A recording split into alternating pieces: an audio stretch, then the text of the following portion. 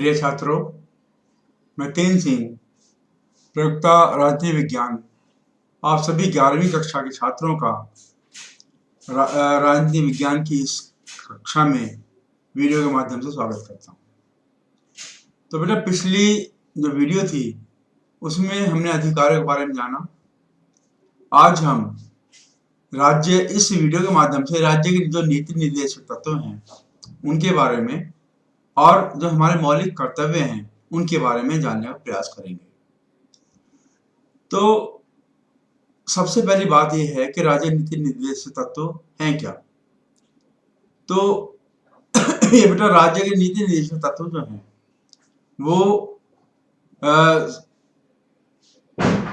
भारत का जो संविधान है वो उसने मौलिक अधिकार उपलब्ध कराए राज्यों को उनका पालन करना, ताकि जो हमारे नागरिक हैं उनका जीवन जो है वो सरल हो, है ना, और वो प्रगति करें। इसके साथ साथ कुछ नियम कायदों की और भी जरूरत थी। तो राज्यों को कुछ नीति बनाकर निर्देशित करने के लिए कहा गया है। ये कहा गया है कि आप जो है इन नियमों को आप माने, इन नीतियों को माने, तो आप जो है राज्य का शासन जो है सरकारों को कहा गया है और अधिक भारी बातें अच्छी तरह से चला पाएंगे। लेकिन राज्य इन नियमों को, नीतियों को मानने के लिए बाध्य नहीं है मौलिक अधिकारों की तरह से। तो शुरू करते हैं बेटा। सबसे पहले है कि राज्य नीति निर्देशक तत्व क्या है क्या। पहला है क, स्वतंत्र भारत में सभी नागरिकों को समानता लाने के लिए और सबका कल्याण करने के लिए मौलिक अधिकारों के अलावा बहुत से नियमों की जरूरत थी। राज्य के नीति निर्देशक तत्वों के तहत ऐसे ही नीतिगत निर्देश सरकारों को दिए गए हैं। तो जो राज्य के नीति निर्देशक तत्व हैं ये सरकार को निर्देश हैं कि आप किस प्रकार से जो है शासन को भली भांति चला सकते हैं, परंतु इन्हें लागू करने के लिए सरकार से आग्रह किया जा सकता है। ये मैंने जैसे पहले कहा, केवल आग्रह जो है वो सरकार से किया जा सकता है। सरकार का दायित्व है कि जिस सीमा तक इन्हें लागू कर सकती है करें। तो जहां तक संभव है इसे राज्य सरकारें लागू करें। यदि राज्य सरकार नहीं चाहें कि हमें लागू नहीं करना तो बाध्य नहीं किया जा सकता उनको लागू करने के लिए। दूसरा है ख, प्रमुख नीति निर्देशक तत्वों की सूची में 3 प्रमुख बातें हैं।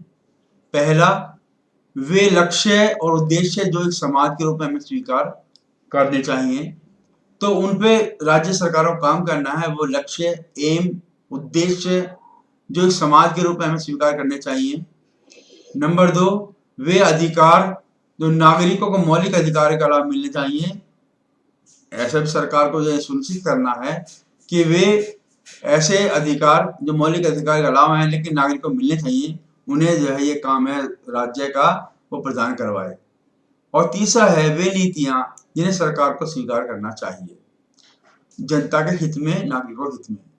तो जैसा कि मैंने पहले बताया, ये केवल नीति निर्देशक तत्व हैं, निर्देश देते हैं, लेकिन ये मानना, ये ना मानना, ये राज्य सरकारों का काम है। केवल शासन को सुचारू रूप से चलाने के लिए ये निर्देश दिए जाते हैं।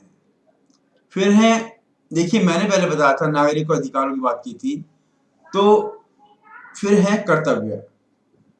नागरिकों के अधिकार और कर्तव्य का जिक्र हम करते हैं तो एक बात है कि अधिकार और कर्तव्य एक सिक्के के 2 पहलू हैं।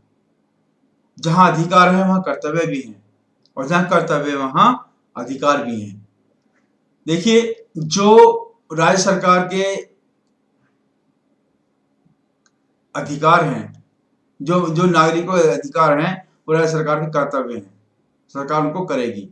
लेकिन साथ ही साथ जो अधिकार हैं राज्य के, वो कर्तव्य हैं नागरिकों के।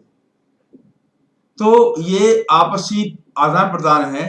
जो नागरिक हैं उनके कर्तव्य राज्य के अधिकार हैं और जो राज्य के जो नागरिक हैं उनके अधिकार जो है वो सरकार के, ये राज्य के कर्तव्य हैं। तो 1976 में 42वें संशोधन के द्वारा नागरिकों के मौलिक कर्तव्यों की सूची जो है वो अनुच्छेद 51 के 51A में जो है इसको सम्मिलित किया गया, समावेश किया गया है। इससे अंतर्गत नागरिकों के 10 मौलिक कर्तव्य निम्न हैं। कितने? 10 मौलिक कर्तव्य हैं जिन्हें अपेक्षा की जाती है, तो उम्मीद की जाती है जो भारतीय नागरिक हैं इनका पालन जो है वो करेंगे। सबसे पहला है संविधान का पालन करना। तो सबसे पहला जो मुख्य है, जो हमारा भारतीय संविधान है, जो भारतीय नागरिक हैं वो इसका पालन करेंगे, ये कर्तव्य है नागरिकों का। दूसरा है राष्ट्रध्वज और राष्ट्रगान, इनका सम्मान करना। राष्ट्रध्वज और राष्ट्रगान का सम्मान करना, ये जो है पहला और मुख्य कर्तव्य है। फिर है बेटा दूसरा भारतीय नागरिकों के कर्तव्य में दूसरा आता है राष्ट्रीय आंदोलन को प्रेरित करने वाले उच्च आदर्शों को हृदय में संजोए रखना और उनका पालन करना। जो राष्ट्रीय आंदोलन को प्रेरित करने वाले उच्च आदर्श हैं, जो हाईली जो आइडियल्स हैं, है ना, तो वो हमारे अंदर हम दिल में रहें और उनका हम पालन करें, ताकि हमारा देश जो है उत्तर प्रगति करे, उन्नति करे। फिर है भारत की संप्रभुता, एकता और अखंडता की रक्षा करना। सबसे पहला शब्द है भारत की संप्रभुता। संप्रभुता से बेटा अर्थ ये है कि कोई भी देश अपना स्वतंत्र होकर बिना किसी बाहरी दबाव के अपना निर्णय स्वयं ले सके, अपने देश की रक्षा संबंधित, अपने देश के विकास से संबंधित, या जो भी देश के संबंधित जो है उसके निर्णय हैं वो किसी बाहरी देश के दबाव के ले, तो ये संप्रभुता है। तो ये भारतीय नागरिकों का कर्तव्य है कि भारत की संप्रभुता है वो इसकी रक्षा करें, एकता बनाए रखें, ठीक है ना, भारतीय एकता जो है इसकी रक्षा करें, और अखंडता, तो किसी भी रूप में जो है धर्म के आधार पर, जाति के आधार पर, क्षेत्रवाद के आधार पर हम अखंड ना हो, मिलजुल कर रहें, खंडित ना हो। तो ये तीसरा है बेटा। फिर चौथा है हमारा राष्ट्र की रक्षा करना और सेवा के लिए तत्पर रहना। अपने देश की राष्ट्र की बेटा रक्षा करना और सेवा के लिए, देश की सेवा के लिए तत्पर रहना, तैयार रहना। कभी भी हमारी देश को आवश्यकता हो सकती है तो हम जो है तैयार रहें राष्ट्र रक्षा के लिए और देश की सेवा करने के लिए। फिर है नागरिकों में भाईचारे का निर्माण करना। तो नागरिकों में भाईचारे का निर्माण करना, ये जो भारतीय जो नागरिक हैं इनका कर्तव्य है कि आपसी जो है सांप्रदायिक सौहार्द हम बनाए रखें, आपसी भाईचारे को हम जो है बनाए रखें, इसका निर्माण करें, हम भाईचारा बनाए हम आपस में। तो ये भी एक हम भारतीय नागरिक होने नाते हमारा बहुत जरूरी कर्तव्य है। फिर है छठा, हमारी संस्कृति की हमारी सामाजिक संस्कृति की गौरवशाली परंपरा के महत्व को समझें और उसको बनाए रखें। जो हमारी बेटा सामाजिक संस्कृति है, संस्कृति से क्या अर्थ है? संस्कृति से अर्थ है बेटा हमारी परंपरा, हमारे रीति रिवाज पुराने, हमारा खान पान, हमारा रहन सहन का ढंग आदि सब मिलकर जो है संस्कृति बनाते हैं। तो हमारी जो सामाजिक संस्कृति है और इसकी जो गौरवशाली परंपरा है उसके हम महत्व को समझें और उसको बनाए रखें। यानी अपने देश की सामाजिक संस्कृति और गौरवशाली परंपरा को हम बनाए रखें, ये हम भारतीय होने नाते हमारा कर्तव्य है, भारतीय नागरिकों का कर्तव्य है। अगला है बेटा प्राकृतिक पर्यावरण का संरक्षण करें। देखिए प्राकृतिक पर्यावरण जो है वो किसी एक देश की बपौती नहीं है या जिम्मेदारी नहीं है। कोई देश एक विशेष भारतीय प्रयास करेगा या अमेरिका प्रयास करेगा या रूस प्रयास करेगा, ऐसा नहीं है। जो पर्यावरण है हमारा किस क्षेत्र विशेष से बनकर नहीं है। ऐसा नहीं है कि हमारे अगर भारत में वायु प्रदूषित होती है तो असर पड़ोसी देश पाकिस्तान पर नहीं पड़ेगा। या मतलब कोई भी जल प्रदूषित होता है भूगर्भ के अंदर, तो वो केवल एक देश की विशेष देश की सीमा के अंदर रहेगा, ऐसा नहीं है। तो प्राकृतिक पर्यावरण का जो संरक्षण है, इसकी जिम्मेदारी हमारी साझी है पूरे विश्व की। तो पूरे विश्व इसलिए जो है हमारा भारतीय नागरिक होने के नाते हमारा ये जिम्मेदारी बनती है, हमारे कर्तव्य हैं कि जो प्राकृतिक पर्यावरण है हम इसका संरक्षण करें। अगला है बेटा 8वां, वैज्ञानिक दृष्टिकोण, मानववाद और ज्ञानार्जन तथा सुधार की भावना का विकास करें। तो यहाँ हम बात करेंगे, हम अपनी जो सोच है उसमें वैज्ञानिक दृष्टिकोण लाएं ताकि हम विकास के पथ पर अग्रसर हो सकें, हम उत्तरोत्तर उन्नति करें। मानववाद, तो मनुष्य हम हैं तो मानववाद पर हमारा जोर हो।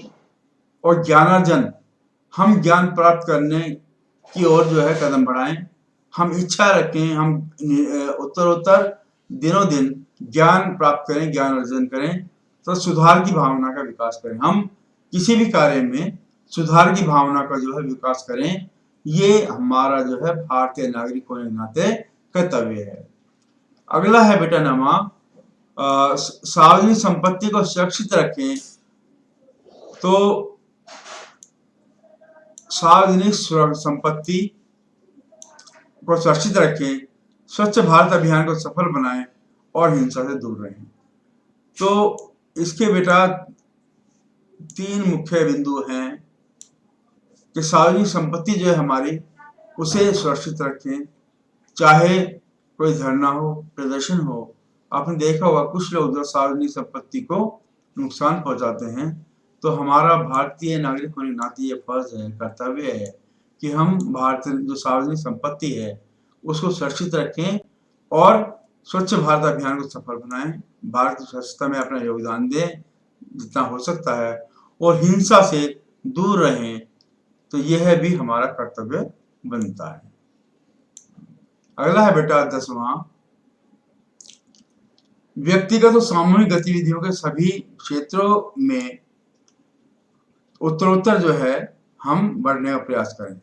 तो सामूहिक गतिविधि जो है उसमें हम सब मिलजुल कर सभी क्षेत्र में जो है उत्कर्ष की ओर यानी ऊंचाई की ओर जो है बढ़ने का निरंतर प्रयास करें, लगातार कोशिश करें। फिर है बेटा मुख्य बात कि नीति निर्देश तत्व और मौलिक अधिकारों में क्या संबंध है। नीति निर्देश तत्व और मौलिक अधिकारों में क्या संबंध है? तो पहला है, दोनों दूसरे के पूरक हैं। जब मौलिक अधिकार सरकार के कुछ कार्यों पर प्रतिबंध लगाते हैं, वहीं नीति निर्देश तत्व उसे कुछ कार्य को करने की प्रेरणा देते हैं। तो दोनों जरूरी हैं नागरिकों के लिए, मौलिक अधिकार है ना, और राजनीति निर्देश तत्व। दूसरा है, मौलिक अधिकार जो है वो खासतौर पर व्यक्ति के अधिकारों को सुरक्षित करते हैं, वहीं पर नीति निर्देशक तत्व पूरे समाज के हित की बात करते हैं। तो ये बेटा मिटा हुआ है, थोड़ा सा इसको ठीक करते हैं थोड़ा सा।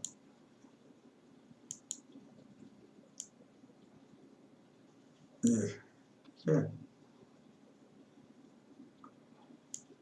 तो इसे मुख्य बेटा अंतर ये बताया गया है कि मौलिक अधिकार जो है एक किसी नागरिक के व्यक्तिगत अधिकारों की बात करते हैं, लेकिन जो नीति निर्देशक तत्व हैं वो हमारे पूरे समाज के विकास की बात करते हैं, पूरे समाज पर जोर देते हैं।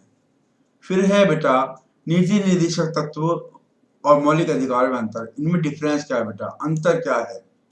मौलिक अधिकारों को कानूनी सहयोग प्राप्त है, परंतु इसमें कानूनी सहयोग प्राप्त है किसको? मौलिक अधिकारों को। परंतु नीति निर्देशक तत्वों को कानूनी सहयोग प्राप्त नहीं है, कानूनी सहयोग प्राप्त नहीं है। अर्थात यदि आपके मौलिक अधिकारों का उल्लंघन होता है तो आप उसके लिए न्यायालय की शरण में जा सकते हैं और उस पर कार्रवाई होगी। लेकिन यदि राज्य सरकार जो है राज्य नीति निर्देशक तत्वों के अंतर्गत कोई अधिकार आपको नहीं देती है तो आप न्यायालय शरण में नहीं जा सकते। ये राज्य अपना निर्णय जो है उस पर लागू करेगा। अर्थात मौलिक अधिकार को उल्लंघन पर आप न्यायालय में जा सकते हैं, परंतु नीति निर्देशक तत्वों के उल्लंघन पर न्यायालय नहीं जा सकते। यही मैंने आपको बताया है। अगला, मौलिक अधिकारों का संबंध व्यक्तियों और नीति निर्देशक सिद्धांतों का संबंध समाज से है। अभी क्या बताया मैंने? अभी पहले बताया था कि जो मौलिक अधिकार है वो व्यक्तियों से संबंधित है। ठीक है, इसका संबंध जो है व्यक्तियों से है, और जो नीति निर्देशक सिद्धांत हैं उनका संबंध हमारे समाज से है। मौलिक अधिकार व्यक्ति विशेष के अधिकारों की बात करते हैं, और जो राज्य नीति निर्देशक सिद्धांत है बेटा वो पूरे समाज की बात करते हैं, उनके अधिकारों की बात करते हैं, समाज के अधिकारों की बात करते हैं, उनका जिक्र करते हैं। फिर है मौलिक अधिकार प्राप्त किए जा चुके हैं जबकि निर्देशक सिद्धांतों का भी लागू नहीं किया गया है। मौलिक अधिकार कोर्ट में है। मेरा मतलब है कि मौलिक अधिकार है वो हमारे संविधान द्वारा प्रदत्त में दिए जा चुके हैं, हमें प्राप्त हैं, लेकिन नीति निर्देशक सिद्धांत जो है उनको अभी लागू नहीं किया गया है। फिर है मौलिक अधिकारों का उद्देश्य देश में राजनीतिक लोकतंत्र की स्थापना करना है। मौलिक अधिकार का उद्देश्य राजनीतिक लोकतंत्र की स्थापना करना है। ठीक है बेटा। और निर्देशक सिद्धांत का उद्देश्य सामाजिक और आर्थिक लोकतंत्र की स्थापित करना है। मुख्य अंतर यही है बेटा कि जो मौलिक अधिकार है हमारे, उनका उद्देश्य क्या है? राजनीतिक लोकतंत्र की स्थापना करना। और समाज जो नीति निर्देशक सिद्धांत हैं उनका उद्देश्य सामाजिक और आर्थिक लोकतंत्र की स्थापना करना है। ठीक है।